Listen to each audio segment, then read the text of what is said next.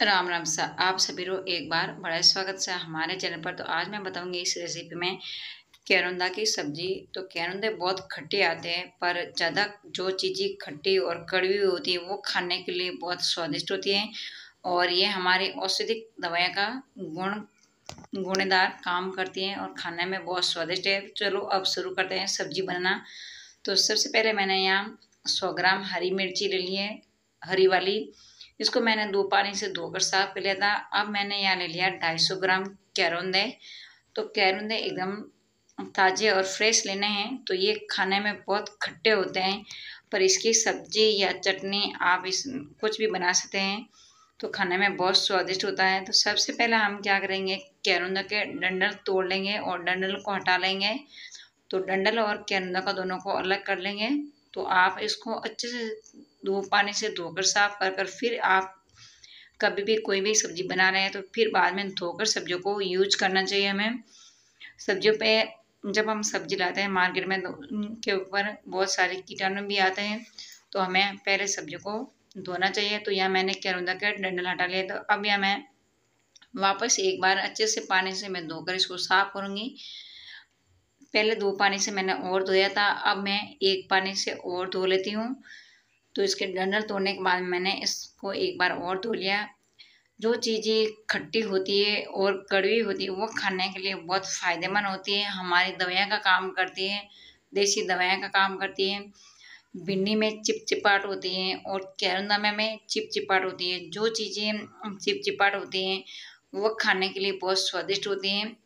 तो अब मैं यहाँ कैरंदा के बीचों बीच में 2 कट कर लूँगी और इसको काट कर जो इसके अंदर छोटे छोटे बीज होते हैं हमें वो बीज बाहर निकालना है।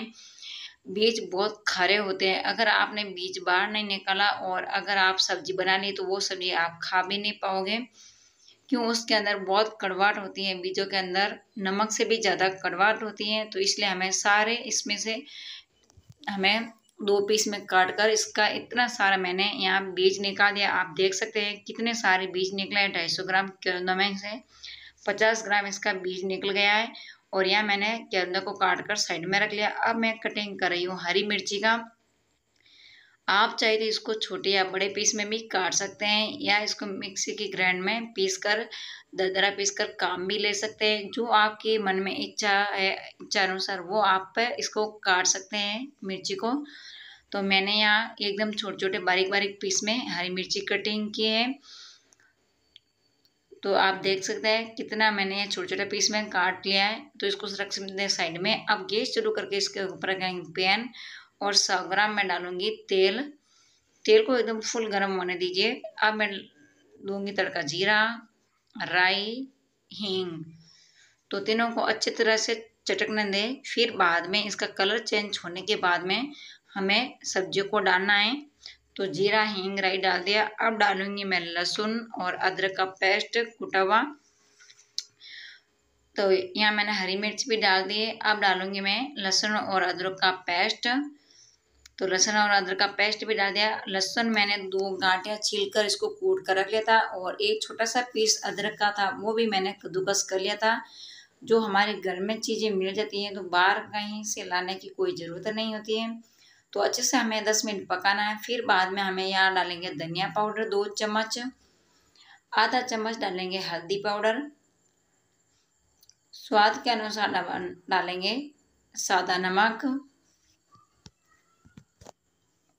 तो यहाँ सादा नमक डाल दिया। और डालेंगे हम इसमें काला नमक। काला नमक मैं इसलिए डाल रही हूँ, काला नमक से हमारी सब्जी बहुत स्वादिष्ट बनती है। तो सभी मसालों को हम मिक्स कर लेते हैं और अच्छे से हमें पकाना है इसको 10 मिनट तक। इसका कच्चापन खत्म होने तक और तेल छोड़ने तक हमें पकाना है। तो सभी मसालों को हमें अच्छे से भूनना है तेल में।